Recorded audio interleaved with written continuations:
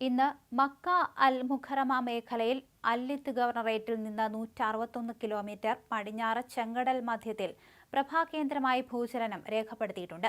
Richter സ്കെയിലിൽ 4.7 തീവ്രത രേഖപ്പെടുത്തിയ ഭൂചലനമാണ് ഉണ്ടായത്. ഇന്ന് പുലർച്ചെ 12:09 റിക്ടർ സ്കെയിലിൽ 4.7 തീവ്രത രേഖപ്പെടുത്തിയ ഭൂചലനത്തിന്റെ കേന്ദ്രബിന്ദു ചെങ്കടലിൽ 10.4 കിലോമീറ്റർ ആഴത്തിലായിരുന്നുവെന്നും അതോറിറ്റി കൂട്ടിച്ചേർത്തു.